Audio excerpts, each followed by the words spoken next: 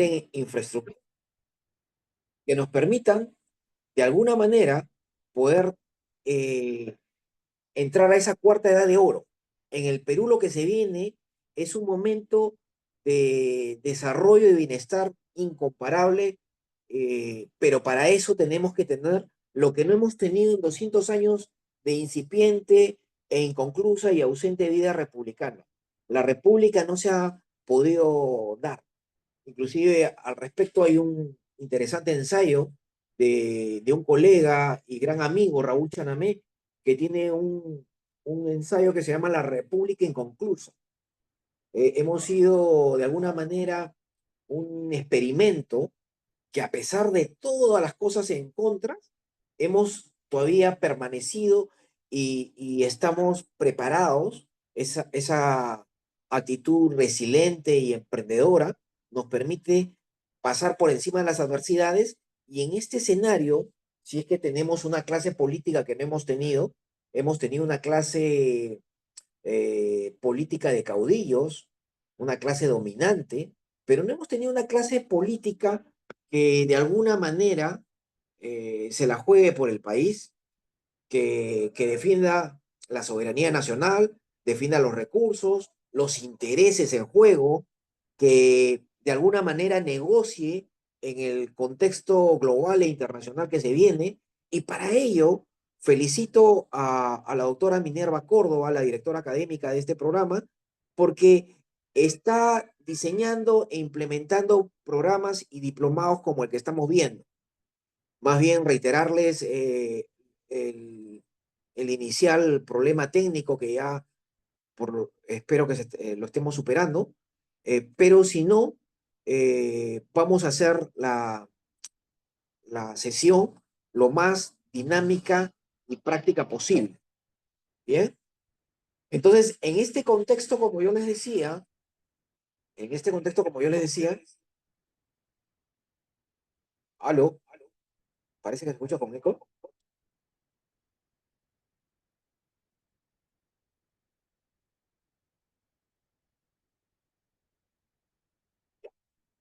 Les decía, en este contexto que estamos viviendo, tenemos la gran oportunidad que se nos presenta de poder establecer un escenario para gobernar adecuadamente nuestro país. Aparte, vamos a también en este enfoque descentralizado, vamos a elegir 25 gobernadores regionales, 192 alcaldes provinciales o 196 según algunas estadísticas, eh, y más de 25.000 regidores. Eh, para ello, tenemos que tener muy claro el enfoque de elementos de administración y gestión pública que nos van a permitir posibilitar hacer establecer las condiciones para una forma de gobierno que nos permita ser ese país que debemos ser.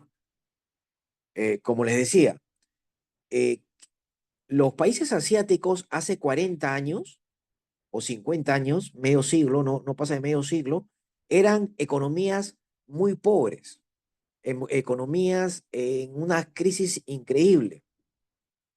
El problema de Corea del Sur era un problema y una pobreza, era una economía muy primitiva, agricultura rural, muy básica.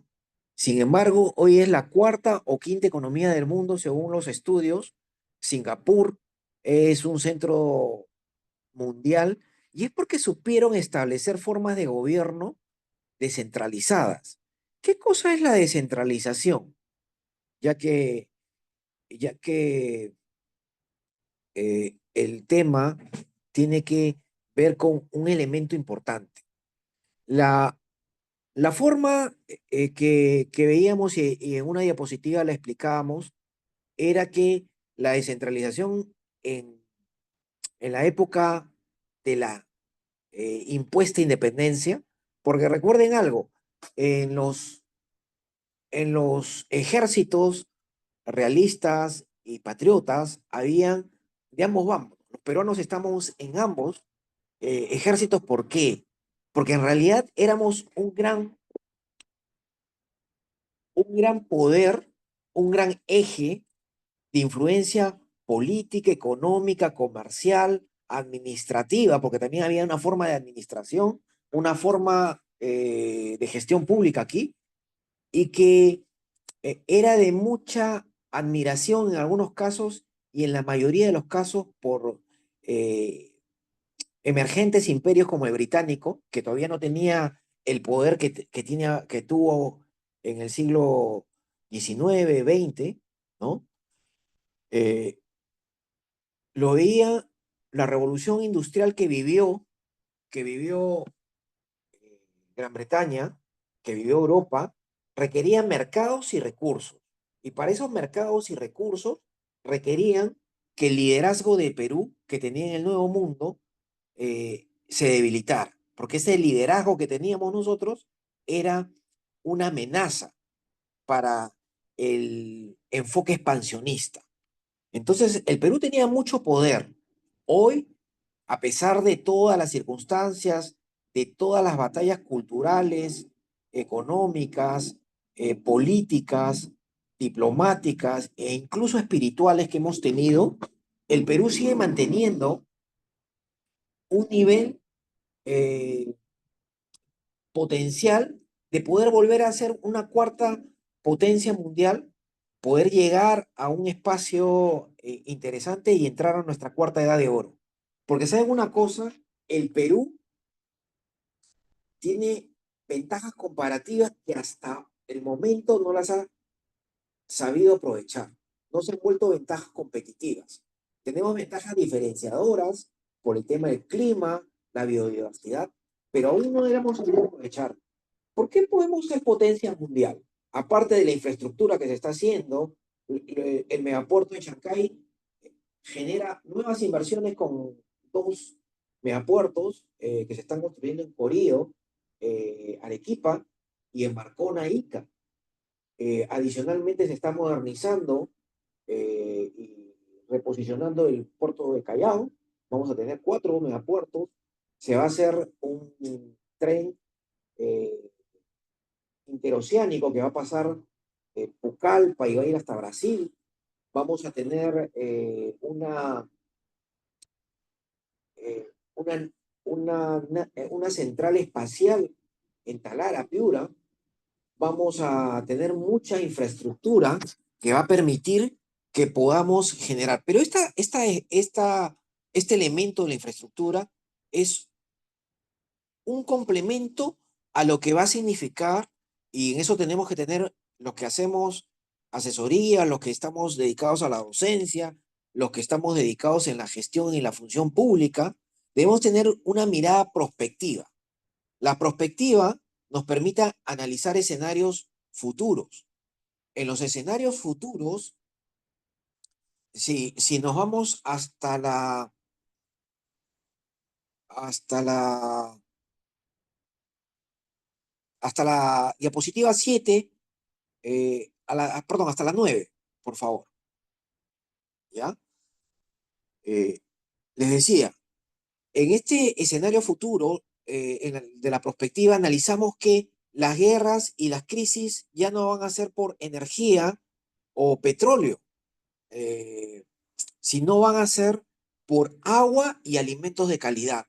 Alvin Toffler, un futurólogo, eh, asesor de presidencias en Estados Unidos, decía que las guerras del futuro van a ser por agua, pero la pandemia y el COVID nos ha demostrado que las guerras del futuro van a ser por alimentos de calidad y por los recursos hídricos. Por eso esta inversión que están haciendo en el megapuerto de Chancay hay que felicitarla, hay que celebrarla, pero también hay que tener una visión atenta a defender los intereses del país. ¿Por qué? Porque nosotros hemos sido en la época, en la década de los 70, una potencia pesquera con las flotas que tenía José Luis Banquero Rossi, una potencia mundial en la pesca. y hemos estado relegándonos, pero en un escenario futuro, la reforestación, los alimentos de calidad y orgánicos, los recursos hidrobiológicos, la pesca orgánica y artesanal, nos van a permitir ser esa potencia mundial si es que nosotros tenemos una clase gobernante como la tienen los Emiratos Árabes y no como la tiene Venezuela. Si entendemos y tenemos una clase política que sepa representarnos, sepa guiarnos, sepa poner en agenda temas de interés y de prioridad nacional, y no nos distraiga con agendas que no son beneficiosas para un país como el nuestro, como la Agenda 2030. Tenemos que, frente a esa agenda, eh, proponer una agenda patriota, una agenda nuestra, una agenda del agua y la biodiversidad, las industrias forestales. Ya la década pasada, un poco antes del COVID, nos mostró y seguimos teniendo todavía muchísimo de ello como país, en la revolución gastronómica que hizo un grupo de chefs liderados por Gastón Acurio, que permitió que los ojos del mundo estuvieran puestos en Perú nuevamente y en torno a la gastronomía. Cuando tengo la oportunidad de viajar para dar conferencias o exposiciones o por algunas invitaciones que tengo de algunas universidades afuera o algunas instituciones, lo primero que me dicen los colegas afuera es que hoy día dicen vamos a comer rico porque nuestro colega peruano va a cocinar. Y esa es la idea que tienen afuera. O sea, tanta ha sido el posicionamiento de la gastronomía que la gente de afuera piensa que nosotros somos todos grandes chefs. Lo que somos, sí, somos grandes catadores. Sabemos diferenciar un plato bueno y agradable, tenemos un gran paladar y somos muy exigentes en eso. Pero algunos no tenemos esa cualidad o esa característica de cocinar pues como los grandes chefs. Pero esta revolución hizo que Lima, sin no tener las atracciones y la calidad turística que tienen la mayoría de ciudades de nuestro país, mucha gente, muchos turistas venían a hacer turismo gastronómico. Una semana en Lima para probar y disfrutar de toda esa experiencia gastronómica que no se encuentra en ningún otro país con las características que tiene nuestro país. Entonces, para eso tenemos que entender qué es la descentralización. Es el proceso que consiste en empoderar. El Estado empodera de manera descentralizada, valga la redundancia, a diferentes instituciones y niveles de gobierno y también en algunos casos con esta figura jurídica de las asociaciones públicas privadas, también a instituciones privadas. Y esto tiene que ver con un elemento que Lord Acton, a ver si pasamos a la siguiente diapositiva, en la cual hay una frase de Lord Acton que dice, el poder corrompe y el poder absoluto corrompe absolutamente. Por eso todos los que nos dedicamos a la gestión pública, al tema político, a los que tenemos cuotas de poder, debemos de tener bien claro que tenemos de reunirnos con un grupo que de alguna manera, nos diga cuando estamos tratando de rebasar la esfera del poder que tenemos. Porque el poder, como les reitero, y ya lo decía Lord Acton, este gran pensador inglés, el poder es una gran responsabilidad. Y cuando más poder tenemos, mayor responsabilidad tenemos, ¿no? Inclusive eso también está en un cómic. Stanley Lee, el creador del Hombre Araña, decía, en la figura del tío Ben, decía, ¿no? A mayor poder, mayor responsabilidad. Entonces, en este contexto es que nosotros vamos a hablar un poco de los antecedentes. ¿Sí? Por favor, pasa una, dos diapositivas, ¿sí? Victoria. Los antecedentes, como les decía, se encuentran en las leyes nuevas de Indias. Cuando nosotros éramos un virreinato y no estaban claras las reglas de juego, el Carlos I eh, decreta las leyes de la India en la cual le da la naturaleza de reino o virreinato del Perú. Y nosotros somos la única forma de gobierno que mantiene el nombre de esa etapa esplendorosa, comercial, cultural y muy importante. Sin embargo, una batalla cultural que que nos empezó a influenciar y a hacernos creer es que nosotros fuimos, si bien es cierto, fuimos conquistados, como toda conquista es parte de lo que todo imperio tiene un estadio de auge, de apogeo máximo, pero después de eso viene una decadencia si es que no sabe reinventarse, adecuarse. Y en este caso, el imperio incaico empezó a tener lo que hoy debemos también eh, enfrentar, ¿no? Tenía enfrentamientos y luchas fratricidas. Tenemos un problema todavía porque el Estado no tiene presencia en el sur. Tenemos una inestabilidad, un clima de inseguridad, porque hemos tenido un gobierno ausente los últimos años, en los cuales hemos abierto indiscriminadamente nuestras fronteras.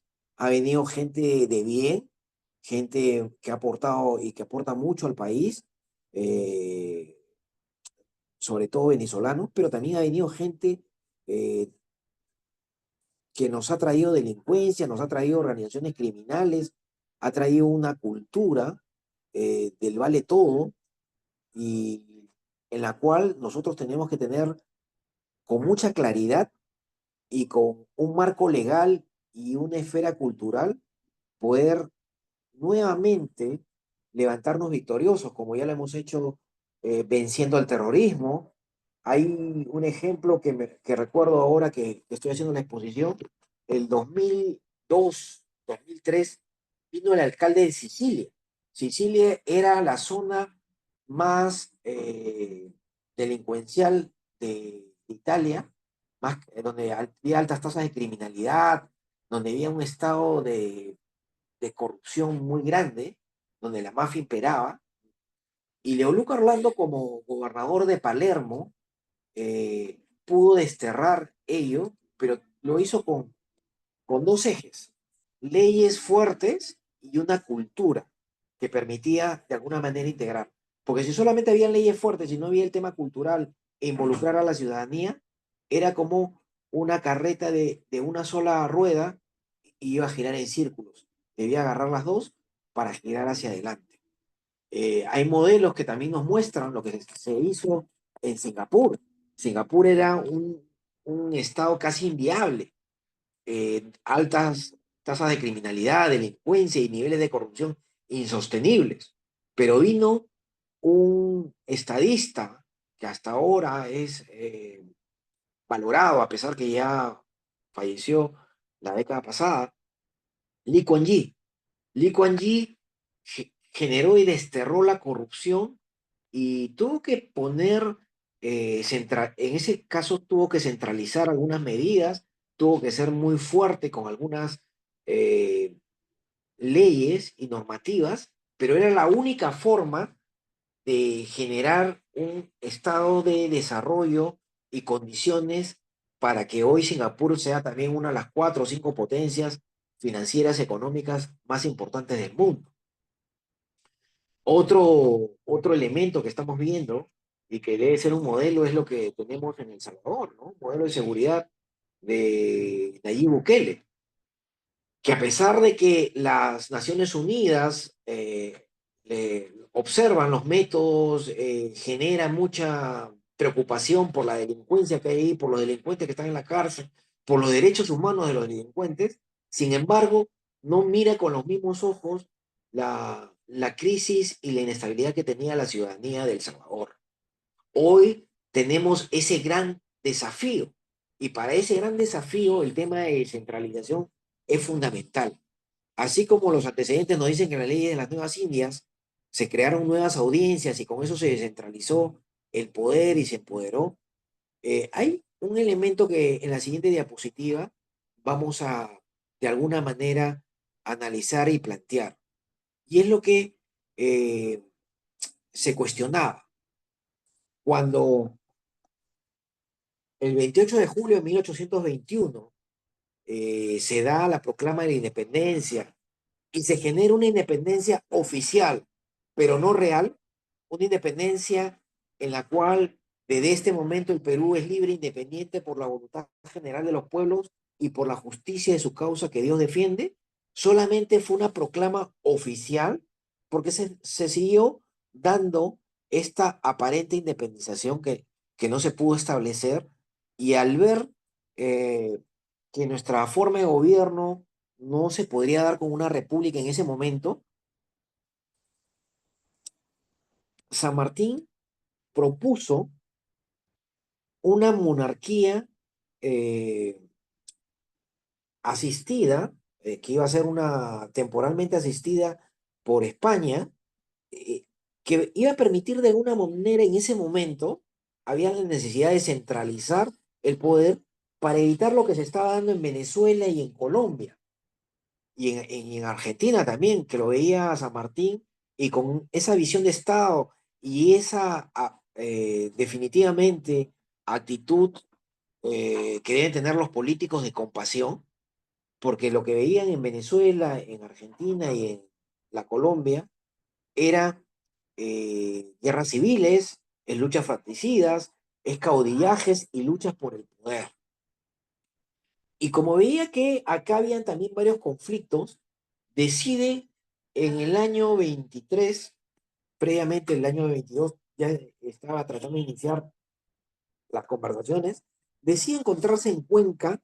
La foto es de una reunión que tiene en Cuenca, Bolívar y San Martín, en la cual San Martín, con ese desprendimiento, con esas ganas de traer de alguna manera, ya que nos había generado un clima de inestabilidad, porque ya no éramos el virreinato, ya no éramos el poderoso reino del Perú, sino ya había acá un campo de batalla, había mucha confusión, lo que Basadre dice, nuestro gran historiador dice, éramos de alguna manera ciudadanos o personas confundidas, confusas, ¿no? Ante lo que se veía y lo que se estaba dando, y en ese contexto es que determina y dice qué hacer.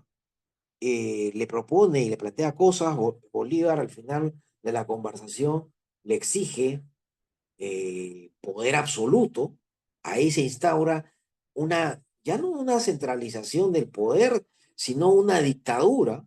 Él genera una constitución vitalicia en la cual lo nombra dictador, y después de esta se generan dos batallas en 1824, el 6 de agosto en Junín, en la que Bolívar no la gana esta batalla.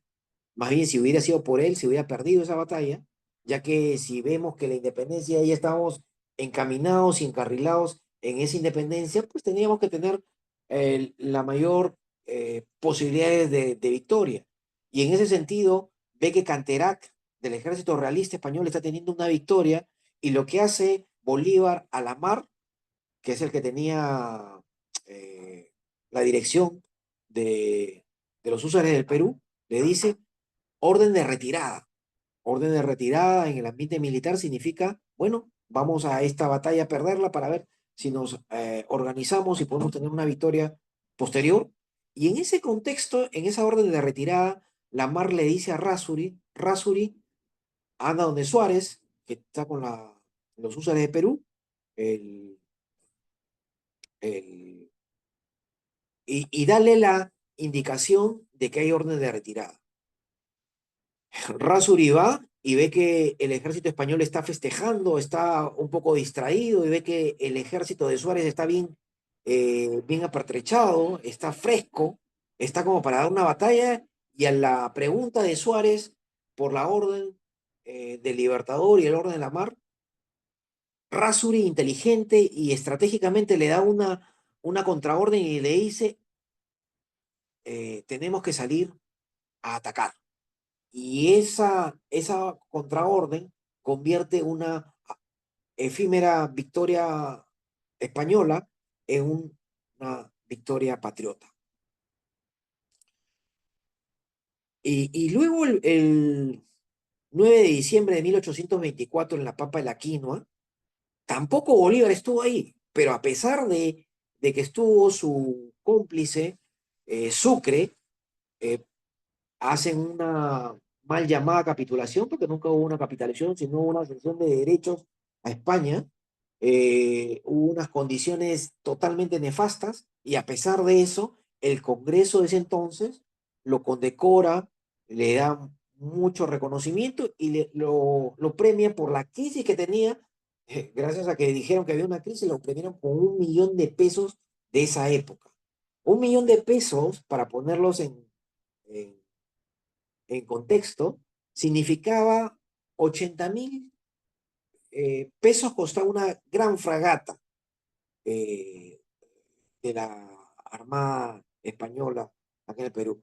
Casi 1 millón de pesos es todo lo que se recuperó de España, las minas y todo eso, para que vean lo impresionante de ello. Pero no contento con esto, después nosotros, los patriotas, se dieron cuenta de que Bolívar, esta independencia, entre comillas, nos traía grandes problemas porque Bolívar tenía, y eso hay que verlo siempre, los que hacemos gestión pública, los que trabajamos en las entidades del Estado, tenía una agenda oculta, que era la agenda de la Gran Colombia. Esta agenda oculta amenazaba el liderazgo del Perú y el liderazgo del Perú a la vez amenazaba la agenda oculta. Y entonces desde ahí tenemos toda una corriente cultural que durante 200 años nos ha mantenido en retroceso, pero las condiciones han cambiado y nos va a permitir poder de alguna manera volver a ser esa potencia que un día fuimos. La siguiente, por favor, la siguiente diapositiva nos va a hablar de los desafíos de, de la descentralización. Los desafíos que va a permitir tener la descentralización. Les decía, la descentralización tiene que ver con el poder del Estado. El poder del Estado tiene que ver, sobre todo, debido a la forma de gobierno que tenemos. Tengo un ensayo que estoy pronto a publicar con algunos elementos de una teoría del Estado y el derecho constitucional, que se llama Elementos para una nueva teoría del Estado peruano. ¿Por qué? Porque nuestro Estado peruano tiene que tener algunos elementos fundamentales. Como les decía, el poder. Tenemos que extender el poder de manera descentralizada, sobre todo entendiendo que tenemos que empoderar nuestras fronteras. Y cuando hablamos de poder, eh, lo que buscamos es que más actores puedan intervenir en esta descentralización del Estado. ¿Por qué? Porque les pediría que pasen a la siguiente diapositiva, porque empoderar, descentralizar, implica dos supuestos o condiciones. El que otorga debe estar dispuesto a delegar, compartir, habilitar. Y el que lo recibe debe estar dispuesto a asumir la responsabilidad. Rendición de cuentas, tiene responsabilidades administrativas y en algunos casos civiles y penales, ¿no? Entonces, la descentralización implica también, si bien es cierto, tener oportunidades y generar bienestar, pero también implica una responsabilidad. Y en ese contexto, vamos a ver algunas diferencias entre tres elementos: descentralización, desconcentración y delegación. A ver si pasamos a la diapositiva 19, donde vamos a ver el tema de descentralización. Les decía, ¿sí? A la diapositiva 19, por favor. La descentralización, como vemos en esta diapositiva, tiene que ver con un elemento, el elemento de que transferir el poder de decisión y responsabilidad a instituciones públicas distintas al nivel central del Estado, indica, sobre todo lo hemos visto a nivel de gobiernos, el GORE, gobiernos regionales que tienen que ver con el tema educativo y el tema de salud. En algunos casos lo hemos hecho bastante bien, en algunos casos todavía hay todo un tema, una agenda pendiente. ¿Y esto por qué? Porque no hemos podido aún hacer esta descentralización a medida, lo que llaman los norteamericanos un custom made, ¿no? Hecho a medida, hecho a las condiciones e idiosincrasia del Estado.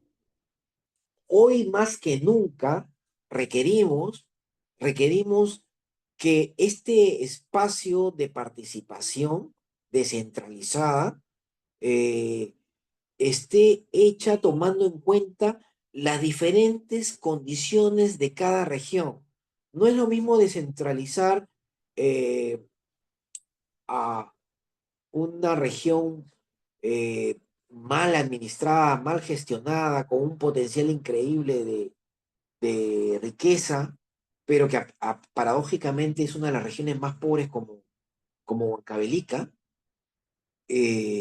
como se podría descentralizar de una manera más eficaz las regiones del norte, como La Libertad o Lambayeque, o las regiones del sur.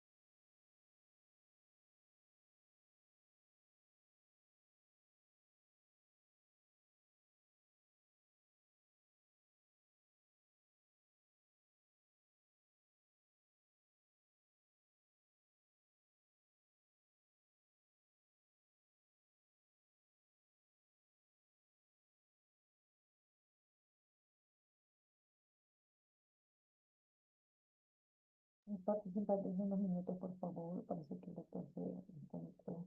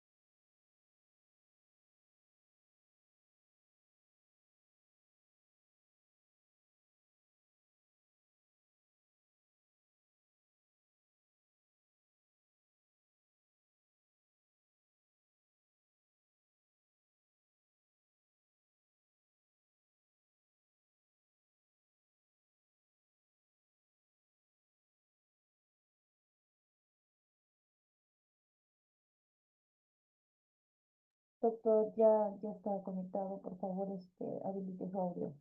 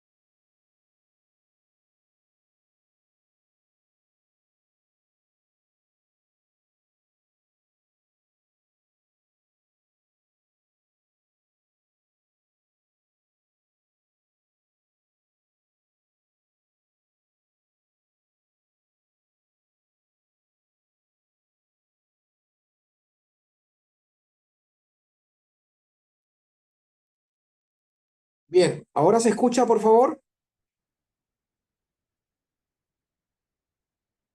Sí, sí se escucha, Sí, Tuvimos... doctor. doctor, a ver si me escucha mejor. Oh, gracias, gracias, gracias. Tuvimos una falla técnica. Bien, ¿en dónde nos quedamos? Escuchamos la última parte que les hablaba del tema de la descentralización y lo de las regiones, ¿o no? No, la parte de la región, esa no la escuché.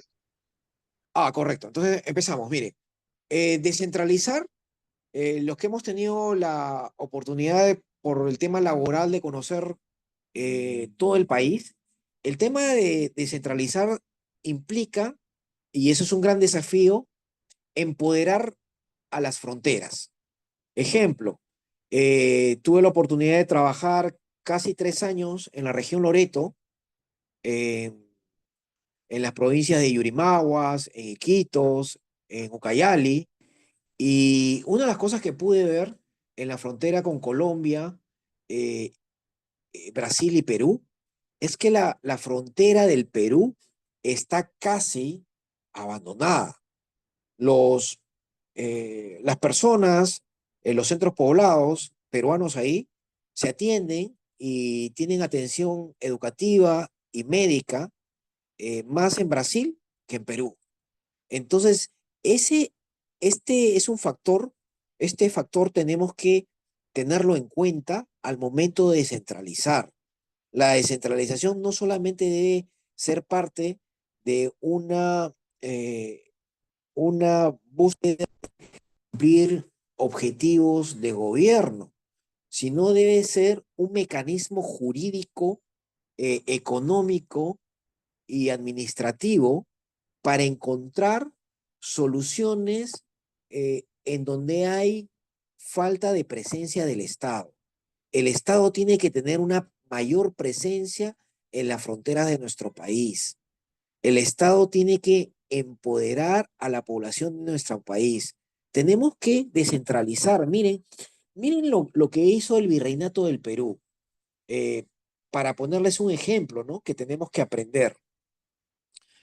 Cuando eh, la corriente libertadora ah, de Bolívar independizó Venezuela, Colombia, lo que hoy es Ecuador, ¿no? Lo hacía con mucha facilidad porque en estas ciudades entraba a la capital y lograba la independencia. En el caso del Perú no se podía porque los españoles eran muy estratégicos. Cuando San Martín y el Ejército Libertador del Sur entra a Lima, eh, hábilmente el, el representante de la corona española se va al Ande, se va a la sierra de nuestro país. Algo parecido hizo en la guerra con Chile Andrés Avelino Cáceres. O sea, los chilenos tomaron Lima, pero nosotros en vez de descentralizar e irnos al Ande, solamente parte del ejército se fue al Ande y hacía la guerra y las batallas de guerrillas. Cáceres jamás pudo ser vencido por el impresionante e imponente ejército chileno. Él con las guerrillas nada más podía de alguna manera llegar a donde no se podía establecer. Entonces, hay que tener en cuenta eso y establecer estas diferencias entre descentralización, desconcentración y delegación. Les decía, la descentralización tiene que ver con cómo a los gobiernos locales les damos eh, de alguna manera ese poder que está concentrado acá en Lima para que puedan tomar decisiones adecuadas. Y hoy más que nunca tenemos que descentralizar el poder en materia no solamente educativa y de salud, sino en materia de seguridad, en materia de fuerzas armadas y policiales, porque esto de la inestabilidad y de la delincuencia no es una cosa, no es un aspecto a tomarlo muy a la ligera. Requerimos hoy más que nunca tener un consenso que permita reconciliar al país y que se pueda tomar decisiones que beneficien a la mayoría de la población. Este nuevo bicentenario que se celebra el 2024 puede ser un símbolo de lo que se puede lograr para crear las condiciones de esta llamada nueva independencia que nos va a permitir empoderar a aquellos lugares donde no anteriormente no se podía eh, tener acceso porque había mucho abandono de nuestro gobierno centralizado. Somos, a pesar de todo, los esfuerzos que se han dado, que se ha retomado el 2002 en esa ley base de descentralización, somos aún un Estado centralista que tiene una gran agenda por hacer. Eh, la siguiente diapositiva para ir avanzando en este tema tiene que ver con la desconcentración, ¿ya? La desconcentración tiene que ver con un aspecto fundamental, tiene que ver con habilitar, empoderar por medio de leyes para dar competencias a órganos que tienen un rango inferior y que se encuentran en la misma entidad pública. Llámese salud, llámese educación, llámese algunas instancias administrativas que requieren esta desconcentración. Por favor, pasemos a la diapositiva. ¿Cuál diapositiva es la 20? La diapositiva 20, en la cual estamos desarrollando el tema de las diferencias entre descentralización, eh, sí, entre descentralización, desconcentración y delegación, ¿sí? En la diapositiva 20, por favor. A ver, Elizabeth, si me ayudas con la... Parece que no se puede...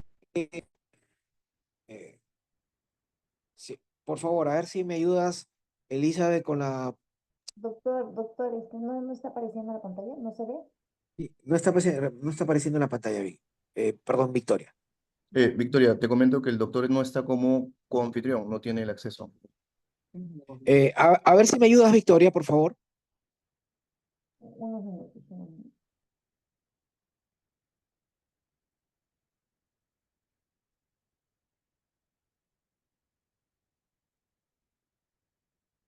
Bien, mientras, Profesor, comentarle que hay una persona que se llama Grupo Presidente, está como anfitrión de la sala. ya, Eh, ese, pedirle a esa persona, por favor, que pueda pasar el anfitrionaje a la doctora Victoria. ya, correcto.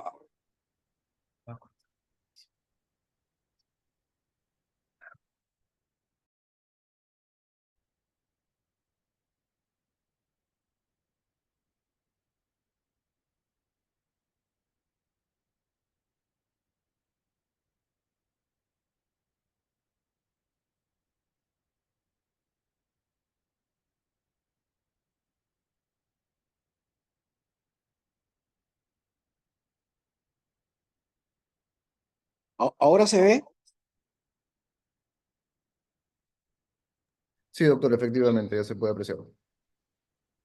Ok, Doctor. gracias. ¿Y se escucha? Sí, Bien. Entonces, como les decía, eh, el tema de las diferencias entre descentralización y desconcentración, parece que se está escuchando con eco. ¿Ahora se escucha? ¿Se escucha bien?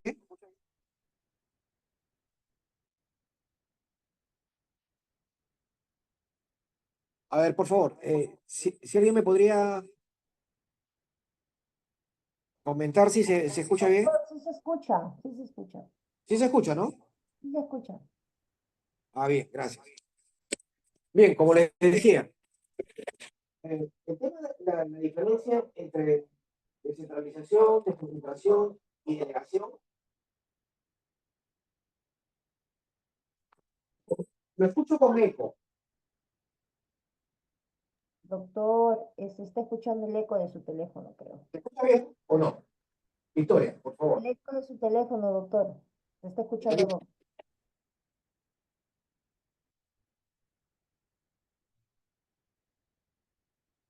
A ver, doctor, vuelva por favor a seguir con su ponencia.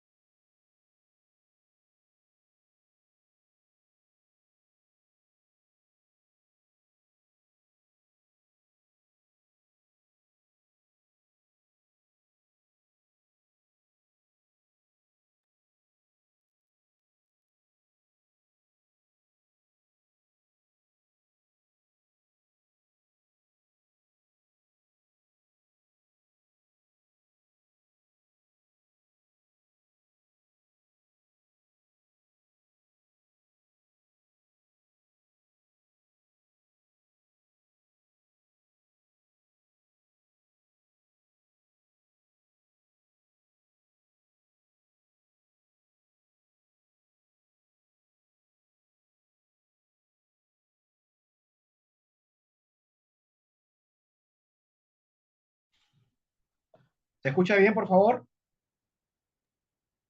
sí, doctor, A ahí ver sí si- se le escucha. Escucha. Ah, perfecto, les agradezco. Bien. Bien, les decía, el tema de centralización, desconcentración y delegación tiene que ver con, sobre todo, la delegación es como una especie de contrato o un tema de... ¿se ve la pantalla ahí, la diapositiva? Sí, doctor, se ve bien. Ya, y ahora, ese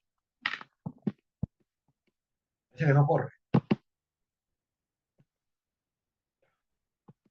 Doctor, sí se ve la pantalla. Sí, ¿podrías correr la siguiente, por favor, para que encaje con lo que estoy hablando, por favor, Victoria? La delegación. Ya. Como les decía, la delegación es un contrato que se origina fundamentalmente por un acto administrativo. La diferencia con la desconcentración y la descentralización es que aquí solamente está limitado a lo que el órgano interno o el órgano descentralizado te confiere. Ahora, hay unos elementos que quisiera que se tengan en cuenta en la siguiente diapositiva, por favor, que tiene que ver con los desafíos, ¿sí? los desafíos que nos implica la descentralización. Recordemos esto, les decía, eh, tenemos todo un escenario de oportunidades en torno a inversiones, infraestructura y condiciones que si no desarrollamos políticas públicas que permitan una descentralización eficaz, que permita la confianza de la gente, que prepare a funcionarios, agentes de cambio, políticos, en torno a lo que verdaderamente convendría al desarrollo y bienestar del país. Recordemos que cada Estado tiene, perdón, cada poder del Estado tiene competencias y funciones diferentes.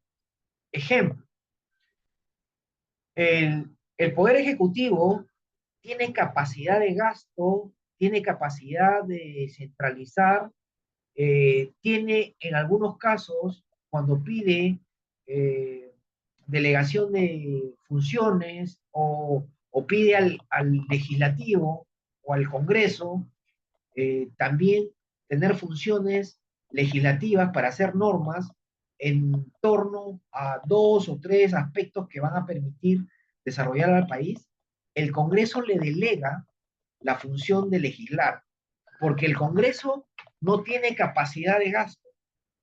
Cuando decimos este Congreso, no, este Congreso solamente tiene tres funciones: hacer leyes o derogar las leyes, porque tenemos demasiadas leyes ineficaces.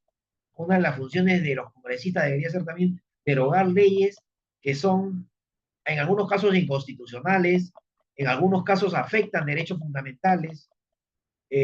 Por ejemplo, cuando se abusa de esta nueva ley de medidas de protección, se puede de alguna manera romper eh, los derechos fundamentales y el debido proceso y la presunción de inocencia.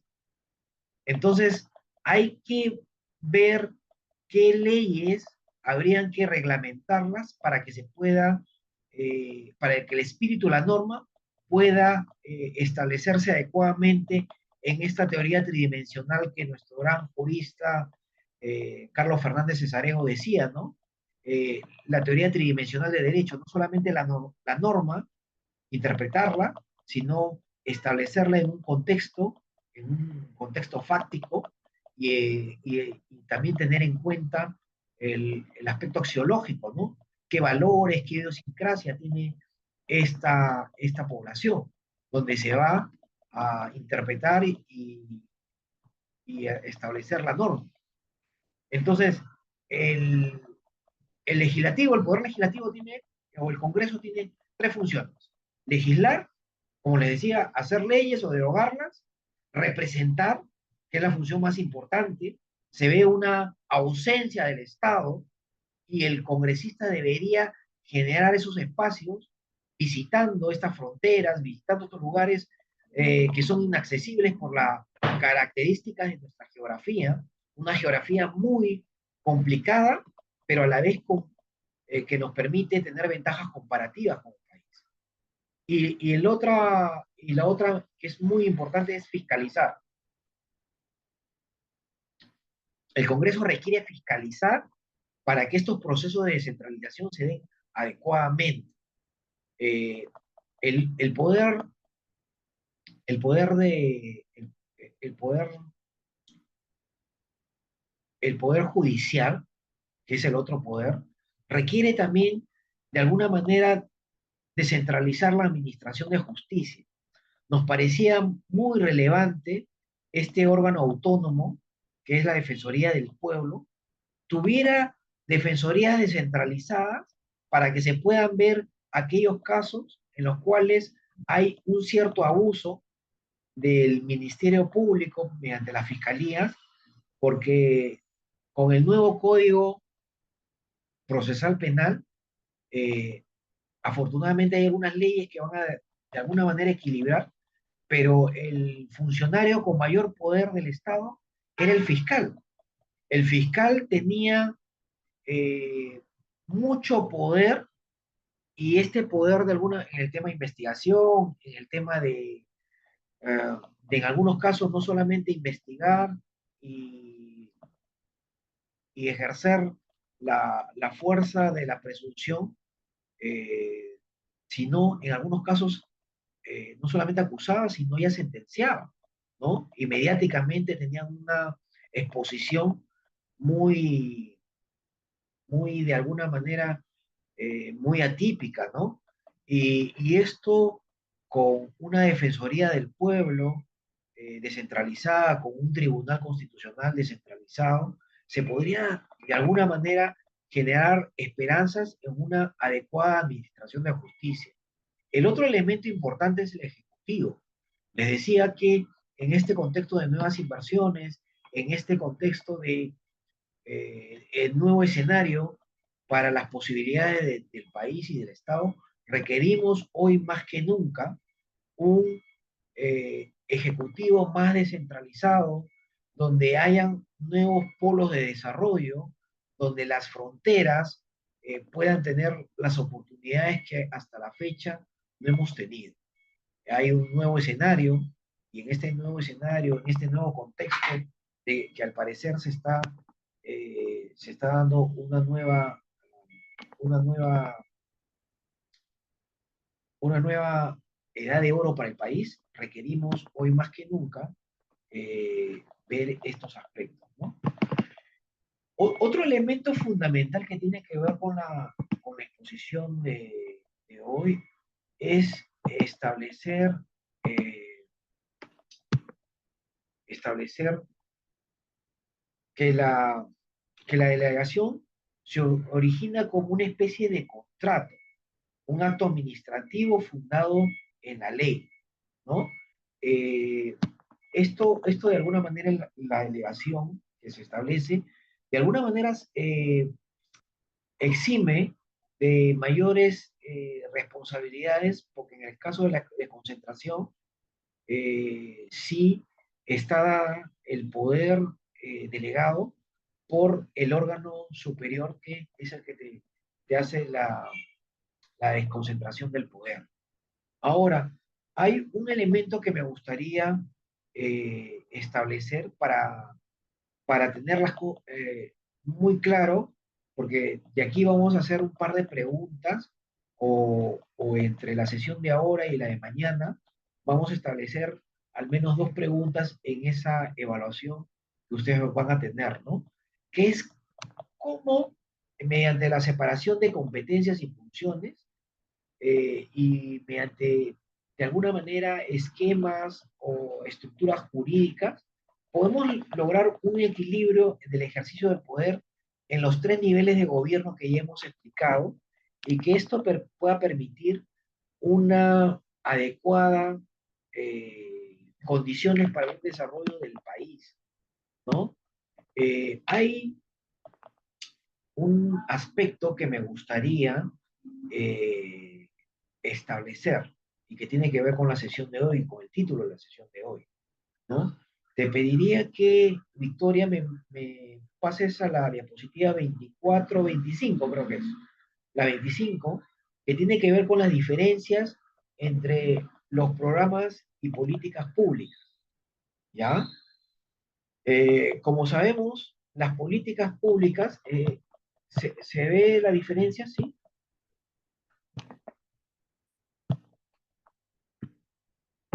Oh, sí, se está viendo la diapositiva. Sí se está viendo, creo, ¿no? ¿Sí, correcto? Les decía, las diferencias entre políticas y programas públicas se establecen principalmente porque las políticas públicas son procesos políticos y sociales que se desarrollan en un tiempo, por ejemplo, hay una política pública que distrae recursos del Estado, que es la política impuesta afuera por una Agenda 2030, que es la política pública del enfoque de género en la educación y de manera transversal en todos los ministerios. Esta política pública Distrae recursos en el campo educativo, ¿por qué? Porque nosotros, de repente en otros países, este enfoque de género y esta política pública de género, si es prioritaria, ¿por qué? Porque ahí se ven, de repente, esto que denominan crímenes de odio, de repente hay esta necesidad, pero en un país como el nuestro, en educación, requerimos sobre todo desarrollar competencias, potenciar el capital humano, desarrollar niveles de comunicación. Nuestros egresados de los niveles de pregrado y los niveles escolares tienen niveles de comunicación muy básicos y que les generan de alguna manera limitaciones. Estas carencias comunicativas le generan muchas limitaciones y falta de oportunidades. Eso tenemos que cambiarlo a nivel educativo. Otro aspecto que tenemos que priorizar en las políticas públicas educativas es la necesidad de infraestructura de calidad, la necesidad de mejorar los sueldos de los docentes, de revalorar y reconocer más al docente. Y esto lo han hecho los países asiáticos de una manera que debemos de aprender.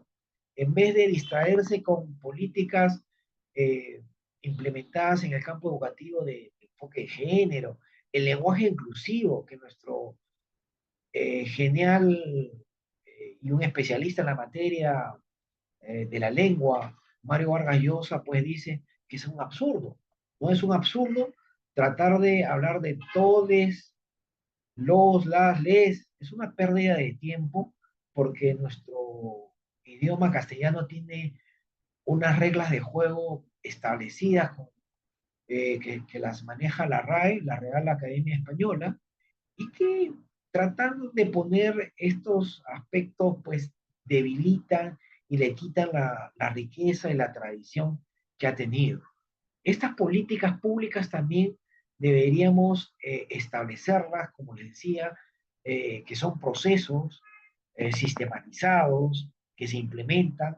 Muchas veces estas implementaciones de las políticas públicas, a pesar de que se hacen de manera transversal, tienen que incorporarse la naturaleza de cada ministerio o cada región o gobierno local donde se implemente, para que no se distorsione el espíritu de la descentralización, el espíritu de la implementación de esta política pública. Y a diferencia de los programas que sí eh, son aspectos técnicos, son contribuciones técnicas que se hacen para dar respuesta a un problema específico y público, que muchas veces también tiene un componente político, pero estos programas hay que cortarlos en muchos casos cuando son intrascendentes, cuando distraen recursos y necesidades del Estado. Hasta el año pasado que estábamos haciendo un análisis de los programas públicos, veíamos que el año 2000, porque siempre se analiza con un par de años de anterioridad, se habían gastado en los últimos años más de 500 millones en consultorías y asesorías de género para implementar ello de nivel transversal en los diferentes gobiernos. Y muchísima gente, muchísimos especialistas ganaban muchísimo dinero si es que la implementaban. Por ejemplo, a nosotros nos ofrecieron para implementar políticas de liderazgo y gestión pública de género, nos pagaban hasta 4 veces más de lo que usualmente nos pagan en las asesorías, pero nosotros no aceptamos porque nos parecía incongruente, nos parecía distraer los escasos recursos del Estado en estas asesorías y consultorías y programas públicos, reitero, intrascendentes, ¿no? Entonces, en este sentido, es lo que esta sesión queremos reflexionar sobre lo que se ha visto, el tema de la descentralización, el tema de a qué niveles se hace la descentralización, el tema de las diferencias entre políticas, programas y programas públicos, el tema de los antecedentes de la descentralización, qué significa descentralización, no solamente la parte teórica, sino la parte práctica. Imaginémonos y hagamos, ahora eso nos permite también el Internet, hagamos un sondeo, una búsqueda de cómo están nuestras regiones, cómo están desatendidas, cómo esta descentralización se viene dando. ¿Es eficaz? ¿No es eficaz? ¿Qué se podría mejorar? ¿En qué aspectos podríamos de alguna manera perfeccionar los procesos, procesionar los sistemas, procesionar la implementación? ¿Cómo establecemos indicadores de gestión? Seguro ustedes ya lo han visto en las sesiones anteriores, ¿no? Lo que es el tema de la esencia de la gobernanza pública, la esencia de la gestión pública, cómo hemos pasado de el concepto de administración pública al concepto de gestión pública, eh, cómo este concepto que lo traemos de administraciones muy eficaces y eficientes, pero que últimamente tienen crisis de manejo, crisis de implementación, que tendríamos que de alguna forma mantenerlo en cuenta. Eh, Me gustaría, a pesar de que ya lo han tocado, pero les puede servir para que la tengan bastante claro al momento de la evaluación, establecer el tema de el proceso administrativo en la gestión pública. Para empezar, la administración o el concepto de administración tiene que ver con un concepto que lo voy a tratar de hacer muy breve, que es el optimizar recursos para lograr objetivos. ¿Cómo optimizo los recursos que tengo para lograr este objetivo? Ejemplo, políticas públicas en el campo educativo a nivel nacional. ¿Cómo los recursos que tengo en el tema educativo los optimizo para lograr mayores eficiencias comunicacionales, análisis lógico-matemáticos, comprensión de lectura, conocimiento de la historia, potenciar el tema cívico-patriota, porque tenemos que tener ese enfoque y poner énfasis en ese aspecto también, descuidado últimamente, ¿no? Entonces, eh, y los procesos.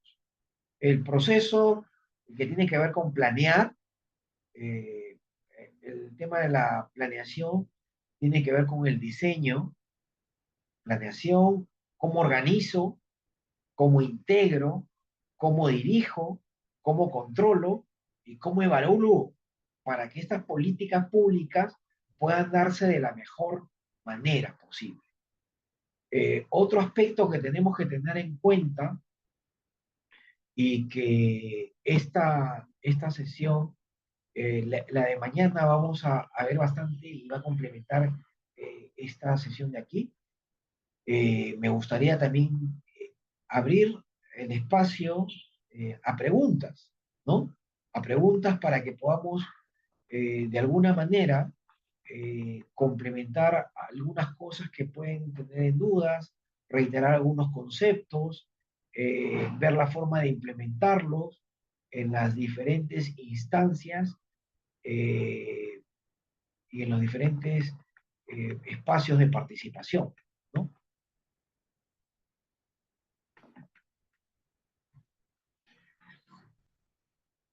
Sí, ¿les parece si empezamos con preguntas para después hacer unas conclusiones finales?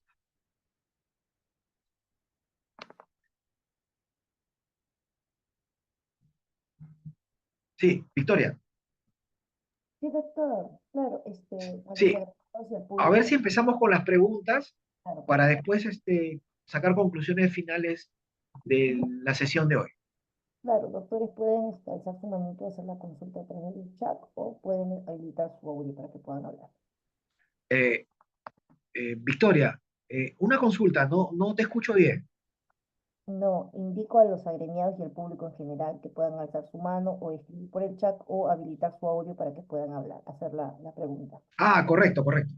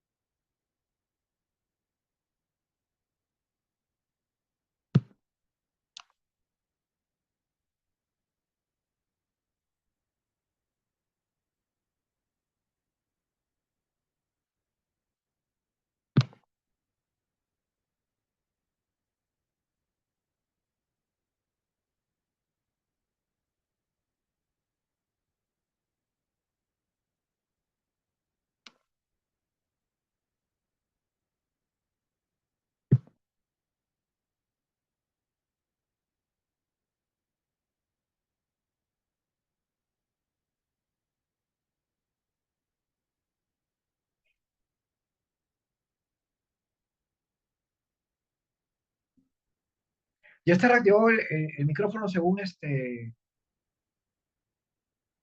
sí, permitimos a todos los participantes Sí, doctor. que puedan, sí, usar el micro o si no el chat, ¿no? Sí, doctor. Gracias.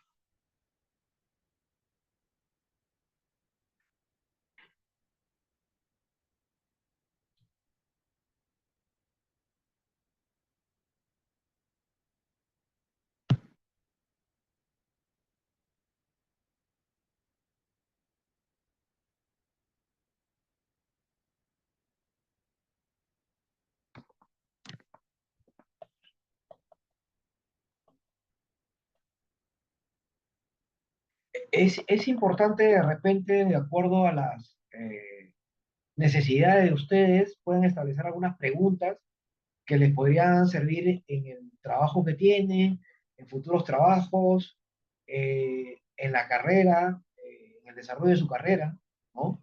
Si quieren empezar a participar o participan en el Estado, si son funcionarios públicos, ¿no? De repente algunas preguntas que podrían ayudar mucho al, a las conclusiones de esta sesión, ¿no?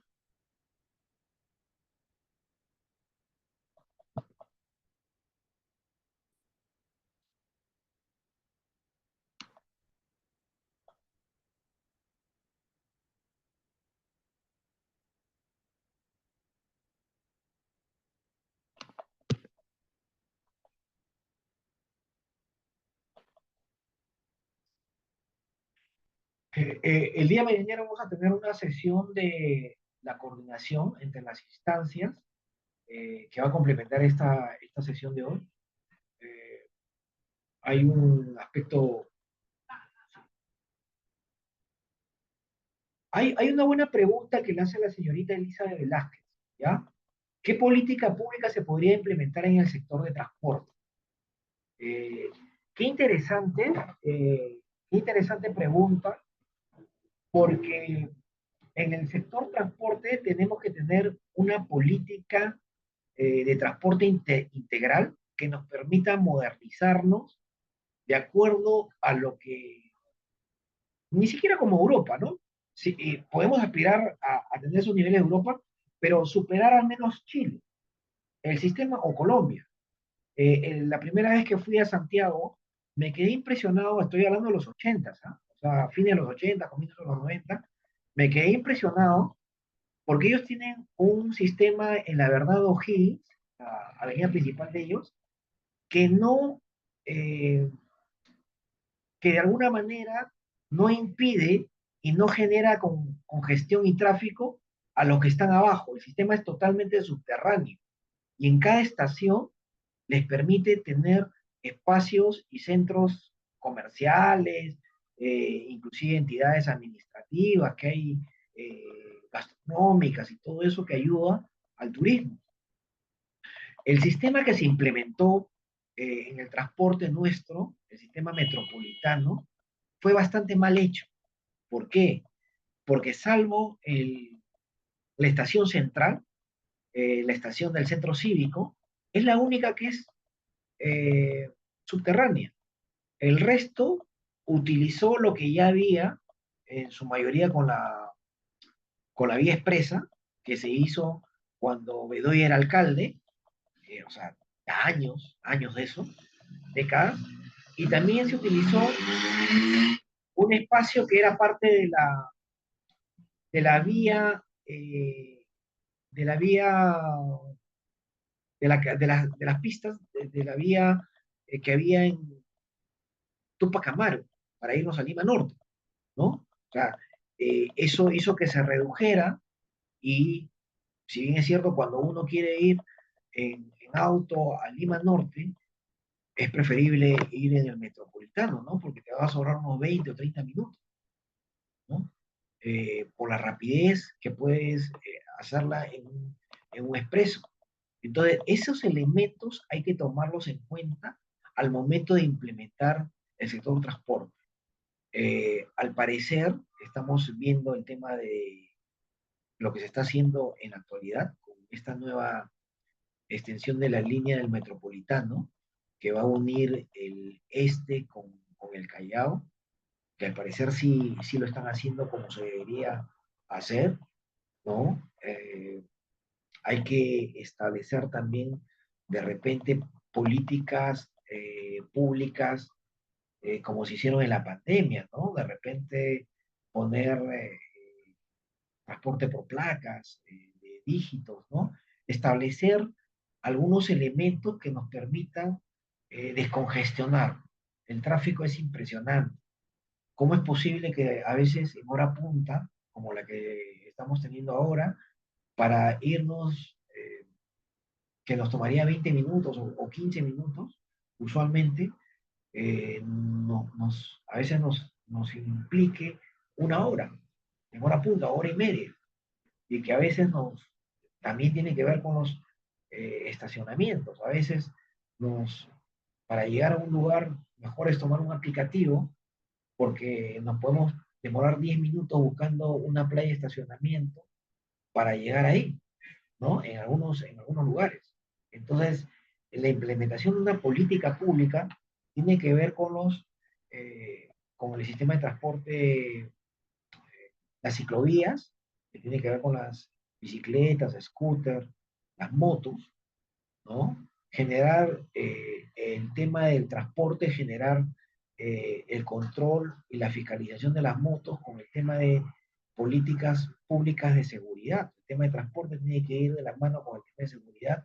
En los casos de las motos, tiene que ir, en el caso del transporte, también tiene que ir con el tema de seguridad en el caso de los colectivos informales que se están dando y que muchas veces también generan, pues, eh,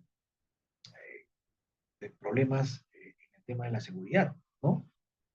Entonces, la política pública que se implementa tiene que ver con objetivos que tienen que ver con el tema político, con el tema económico, el tema de transporte, costo-beneficio, el tema administrativo, el tema social, que tiene que ver mucho con el tema laboral, y el tema también ambiental, ¿no? El tema ambiental, modernizar un poco el parque automotor que tenemos, eh, establecer flotas de transporte más modernas, actuales, que sean rápidas, reducir, como yo les decía también, hacer el sacrificio y utilizar el auto de manera intercalada, ¿no? Un día sí y un día descansar, porque eso va a generar, pues, que podamos movilizarnos de manera más descongestionada.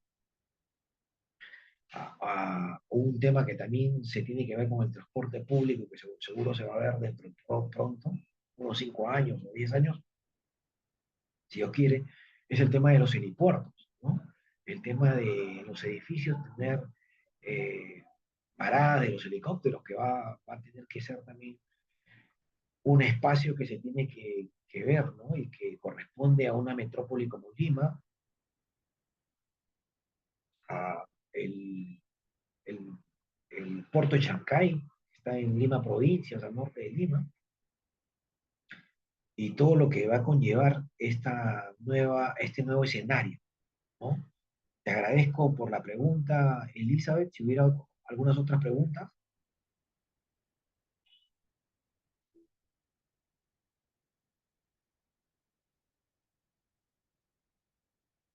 Yo creo que también la participación es que lo pongo en consideración, la participación podría ser que a los que participan tienen 2 o 3 o 4 participaciones en los diplomados se les pueda subir un punto en la calificación o evaluación final, ¿no? Lo pongo a consideración de la doctora Victoria, ¿no? Que está a cargo de la coordinación del diplomado que llevan con ustedes, ¿no? Para fomentar la mayor participación, ¿no? Por el momento, me parece muy atinada la pregunta de Elisa de Velázquez Palomino, a la Claro, cual no agradezco. habría, claro, doctor, no habría ningún inconveniente referente a lo que usted menciona. Oh, gracias por, ah, por tomar en cuenta la sugerencia, doctora Victoria. Así es. Si hubiera alguna otra participación,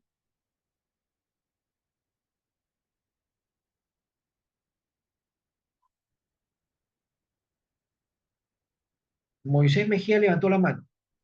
A ver, Moisés. Doctor, buenas noches. ¿Me escuchan? Sí, te escucho bien, Moisés. Bien, ¿Qué tal? gracias, doctor. Buenas noches a todos los participantes. El tema es muy interesante, pero amplio, ¿no? Totalmente. Prácticamente eh, genera tanto debate. Pero lo que tenemos que entender es, con el inicio que usted, con la introducción que hizo, es importante que una sociedad tiene que progresar cuando es autónoma. Si no tiene autonomía, es difícil que progrese, a pesar que puede tener buenas políticas públicas. En este caso, por ejemplo, acaba de leer que el Congreso ha aprobado de ceder pase libre a los militares de Estados Unidos a que de frente posiblemente al paro convocado, a ese paso. Que tengamos la descentralización, desconcentración, delegación. ¿Cómo nosotros podemos progresar cuando otros países, ¿no? Tienen injerencia o de repente otras organizaciones internacionales tengan este tipo de actos? Creo que tenemos que ver y analizar incluso lo que estamos viviendo. Y algunos que ya tenemos experiencia, entendemos de que a la hora de las elecciones aparecen los homicidios, el de repente extorsiones y todo ello, ¿para qué? Para que los candidatos aparezcan diciendo que yo, como mi tal, como mi pariente o qué, voy a poner freno. ¿No le parece con estos actos que se observan elecciones tras elecciones, ¿no? Mejoremos nuestra situación? Cuando usted, por ejemplo, compara con Singapur, ¿no? Y otros países que los felicitamos, ¿cómo podemos ir hacia adelante cuando el poder está en las manos de las balas, vamos a decir así? Entonces, quisiéramos su opinión de parte de usted, doctor, con la experiencia que tiene no solamente de nuestro país, sino de otros países. Gracias, doctor.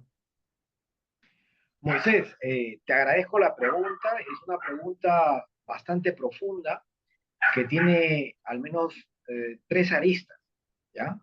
Te felicito. Eh, el primer elemento que vamos a responder al respecto es este.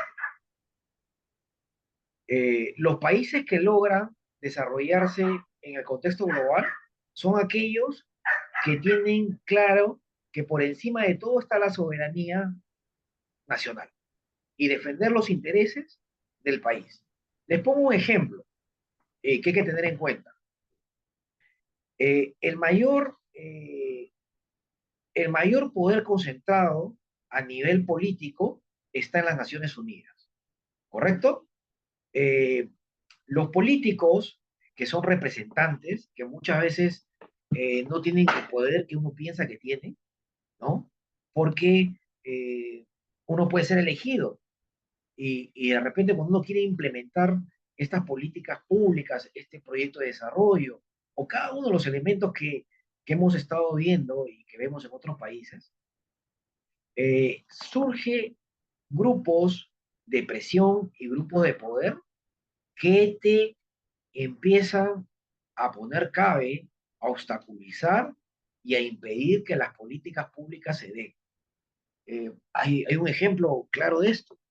Hasta hace una década, hasta antes del COVID, eh, se veía con cierto protagonismo y liderazgo a Estados Unidos. Después del COVID, ya para nadie es un secreto que el liderazgo está pasando a manos chilenas, perdón, a manos chinas. Miren, Estados Unidos, cuando logra eh, la presidencia, la, la mandataria taiwanesa en Taiwán, Estados Unidos, cuando estaba de presidente Donald Trump, el año 2018, si mal no recuerdo, 2018, 17 o 19, Donald Trump eh, saluda a la presidenta taiwanesa porque era la primera mujer elegida presidenta en Taiwán.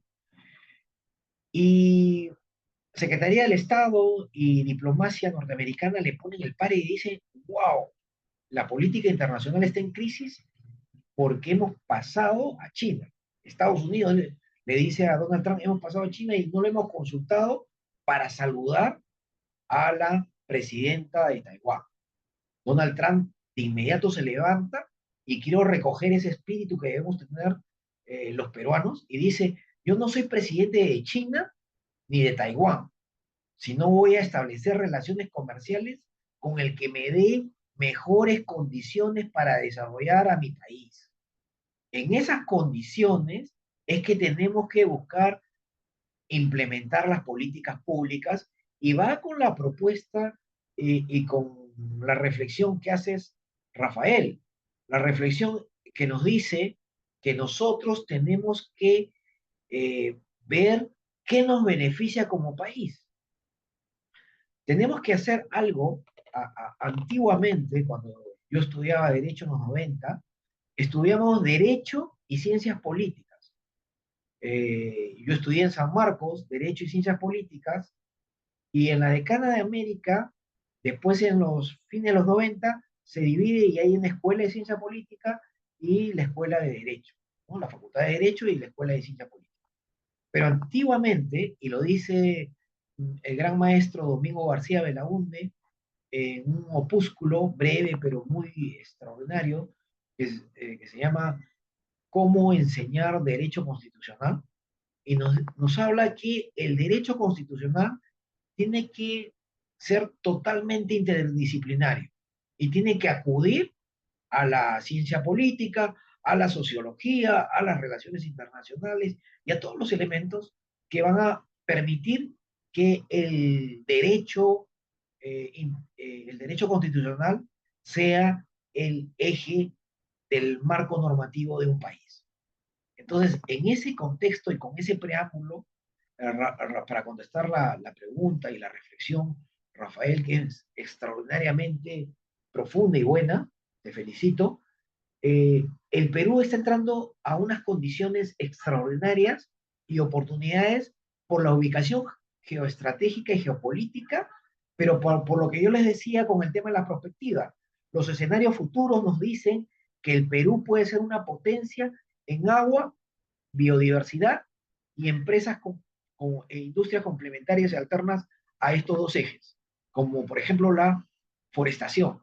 Les decía que Chile, la tercera o la cuarta industria, era la industria forestal, la venta y el comercio de maderas.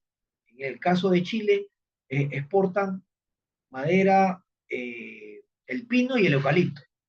que son dos maderas, dos plantas que te malogran las tierras de cultivo. El Perú tiene una variedad impresionante, tiene hectáreas que podrían cultivar y podrían generar y ser una potencia forestal, porque tenemos cedro, podemos reforestar caoba, tenemos palo rosa y tenemos muchas maderas que superan totalmente al pino. Entonces, en ese contexto deberíamos tener una política que vea lo que requiere el mundo, que genere los nichos de mercado donde vamos a tener ventajas comparativas que van a ser nuestras ventajas competitivas y que tenga lo que decíamos en la ciencia política, trayendo a colación lo que decía el gran maestro Domingo García Belaúnde. Los mejores politólogos del siglo pasado fueron italianos. Norbert Bobbio, Giovanni Sartori. Uno de ellos, que le hace el prólogo a Gaetano Mosca, este genial politólogo, Norbert Bobbio le hace el prólogo a una obra cumbre que tiene Gaetano, que le dedicó más de 30 años, que se llama La clase política. Y en síntesis, en este libro dice que las sociedades que se desarrollan son aquellas que tienen una clase política capaz de defender los intereses de la patria por encima de todo. Y los intereses de la patria vienen con defender la soberanía nacional, defender los derechos fundamentales de los ciudadanos, defender las libertades, defender la propiedad privada que tienen los individuos, evitar los monopolios, poner mano dura a las injerencias que tienen otros países, que tienen otras organizaciones del Estado, organismos internacionales, organizaciones como ONGs, que quieren imponer agendas que son nocivas al desarrollo del país y que no nos generan un desarrollo sostenido, que es lo que tenemos que buscar e implementar con las políticas públicas. Entonces, en ese contexto de lo que nos está, eh, de la reflexión que hace y las preguntas que nos da Rafael, que nos parecen muy válidas, hoy más que nunca requerimos formar una clase política que tenga en cuenta los intereses y defienda la soberanía de nuestra patria. Hoy hemos visto, después de la pandemia, que las Naciones Unidas, por medio de su organismo autónomo, la OMS, la Organización Mundial de la Salud, nos impuso protocolos innecesarios e inadecuados, como por ejemplo que los muertos, los que morían por medio del COVID, en una primera etapa eran quemados y puestos en bolsa sin que pudiera darle cristiana sepultura. Y eso era inadecuado y era ineficaz, porque si hubiéramos hecho una autopsia, hubiéramos visto que el COVID en realidad era como generar una trombosis, para poner un contexto de manera didáctica, ¿no? Que hacía que se coagulara e impedía la respiración adecuada. Y eso con anticoagulantes y se podría haber facilitado y salvado muchas vidas, muchas vidas. El tema de las vacunas también. Había 3 o 4, los niveles de negociación de los laboratorios, estos laboratorios imponían condiciones para que los estados compraran las vacunas. Y eso nunca se había visto. O sea, tiene que generarse un espacio donde se puedan generar condiciones para que el Estado soberano tenga presencia en la negociación internacional. Hoy más que nunca requerimos una clase política que pueda representar adecuadamente las oportunidades que va a tener el país en un escenario. Tenemos que hacer un FODA, ver nuestras fortalezas, ver las oportunidades que nos dan, ver las debilidades que tenemos y ver las amenazas. Una de las amenazas es la inversión que nos puede quitar soberanía, inversión que no esté acorde a lo que nosotros requerimos. Por ejemplo, requerimos tener armas disuasivas para lo que se viene, disuasivas, que nos pueden generar el 10 o el 20% de la inversión que se está haciendo actualmente en armas. Tenemos que mantener la flota con el mismo sistema. No podemos cambiar de un sistema ruso a uno francés y luego un croata o al que se venga, porque cada sistema tiene un proceso de capacitación, de implementación del modelo que se va a establecer en la base que va a dar, que va a implementar pues los vuelos, ¿no? En lo que se refiere a las flotas que hemos comprado para poder de alguna manera disuadir alguna guerra o algún problema que pueda darse por todas las inversiones que están dando. Pero para ello requerimos, por ejemplo, requerimos que las inversiones en los sectores estratégicos no sean de países vecinos. No puede ser de Chile, no, como se ha venido dando, porque Chile es un país que en algún momento nos puede generar algún problema, porque las inversiones generan ello. Tiene que ser como un país de afuera. Tenemos que hacer inversiones con aliados que nos ayuden a desarrollar de afuera, ¿no? Pero hay que tener cuidado con algunas inversiones que estén mal dadas. Eh, el tema de China está bien, hay que celebrar y festejar el puerto de Chancay, pero hay que tener cuidado con la depredación que se puede hacer a la pota y a nuestra riqueza pesquera que tenemos. O sea, hay que tener eh, un Congreso que fiscalice adecuadamente ello, esa es su función, fiscalizar, que nos represente, pero también tenemos que tener un poder ejecutivo que tenga fuerza para negociar y que sepa escuchar a la ciudadanía para que ver prospectivamente con una visión de Estado, tenemos que buscar estadistas que tengan una trayectoria y que se la jueguen por el país para que puedan de alguna manera defender los intereses, reitero, de nuestro país, que están en juego, porque estamos entrando en una cuarta edad de oro que nada ni nadie debe defender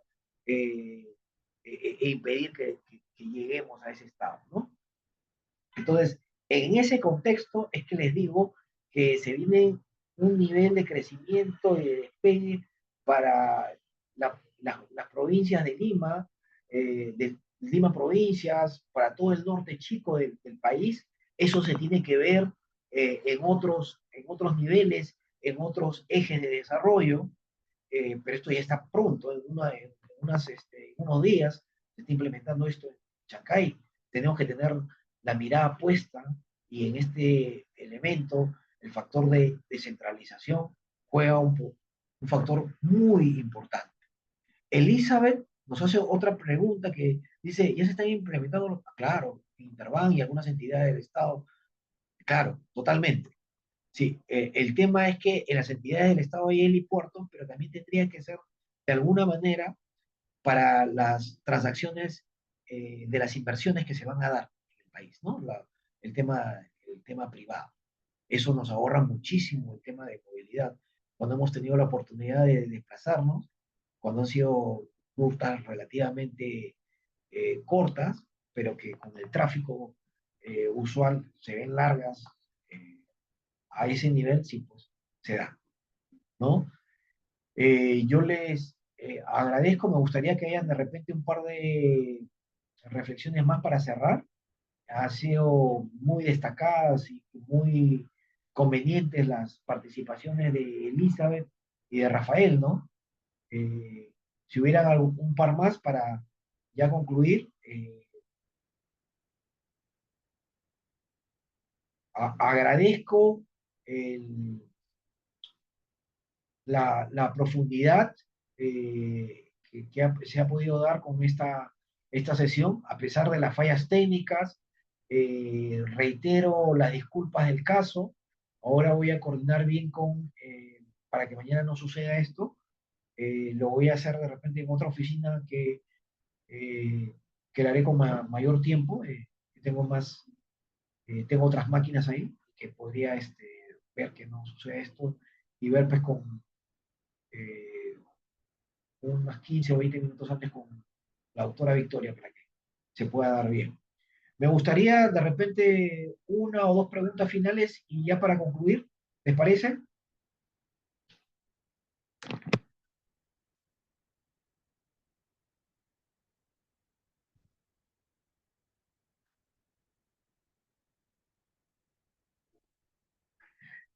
Una reflexión y algo que de verdad deberíamos tener aquí, ¿no? Eh, yo les voy a pasar un chat eh, un WhatsApp, perdón, de un número, el 963-273-925, ¿ya? Es un chat eh, que tenemos para trabajar temas de gestión pública y de temas de alguna manera, 273, sí, 925, correcto. Y que de alguna manera trabajamos el tema del empoderamiento, la descentralización y los temas que tengan que ver con refundar el Estado por medio de una nueva clase política para el país y un nuevo liderazgo. Me gustaría, de repente, si alguien tiene interés de esta, ya que he visto dos preguntas muy profundas y adecuadas, eh, se podría, se podría hacer un chat grupal, ¿no? Con los que quieren, me mandan al WhatsApp o coordinan con la doctora Victoria, que está a cargo de este diplomado, y con todo gusto estamos para hacer el seguimiento de cualquier inquietud que puedan tener, ¿no? Más bien me gustaría, si es que habría una final por el tema del tiempo, me dicen, quedan 15 minutos para que sean las 9.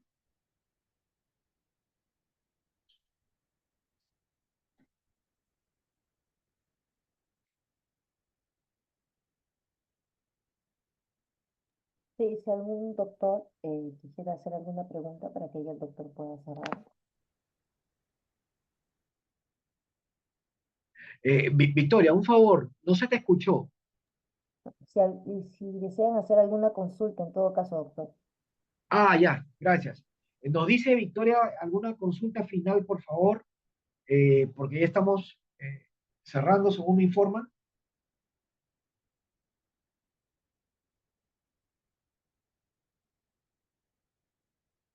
Recuerden que al finalizar hay preguntas que se van a hacer en una evaluación, ¿no? Ah, ya, el celular, Moisés. El celular es, lo he puesto ahí en el chat, creo, no sé si se ve, pero igual es 963-273-925.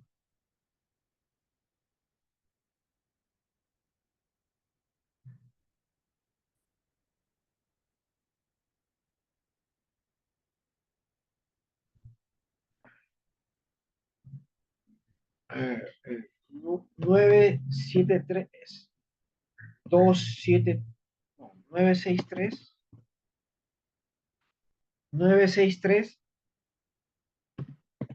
273 925 273-925.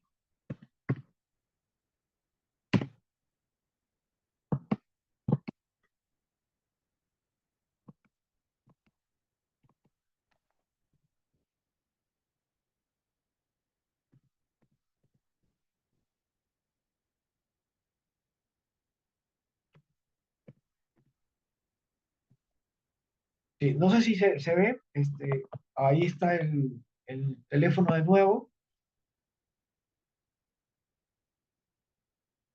Sí, sí se ve, doctor, sí se ve. Ah, perfecto. Entonces, ahí nos mandan un WhatsApp para registrarlos y estamos ahí en contacto. Bien, si hubiera una sugerencia o una pregunta final para ya, son 10 para las 9, eh, cerrar la sesión.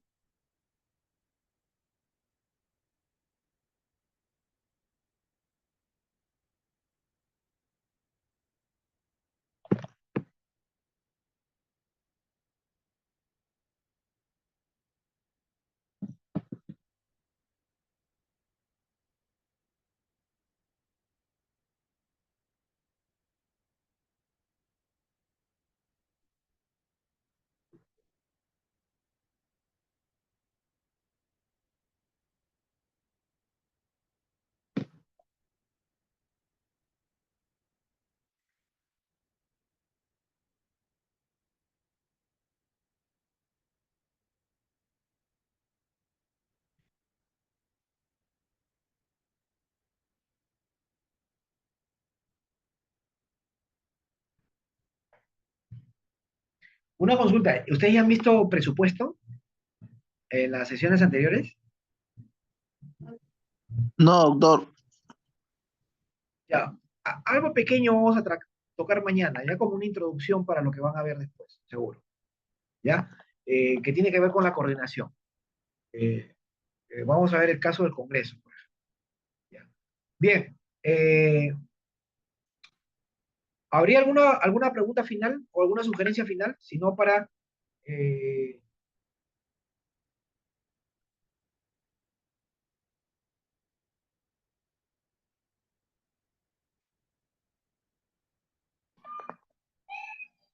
doctora Victoria, ¿cuál es la sugerencia en este caso? Parece que ya no hay ninguna sugerencia o todo ha quedado muy claro. ¿Alguna pregunta final?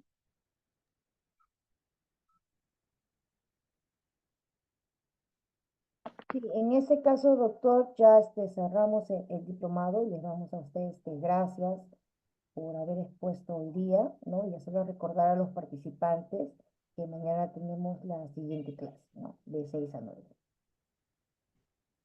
Bien, reiterando las palabras de la doctora Victoria, les agradezco infinitamente. Yo creo que a pesar de todas las circunstancias le hemos sacado el máximo provecho. Yo estoy seguro que en muchos de ustedes hay una gran semilla de que el Estado, el Perú nos necesita en estas circunstancias, que podemos ser agentes de cambio. eh, el- la función del abogado debe ser una función interdisciplinaria totalmente, y espero que sea el comienzo de una etapa de ampliación de su carrera profesional. Hay dos formas de despedirse. Una es, la corta es gracias y la larga es muchas, muchas, muchas gracias. Bien.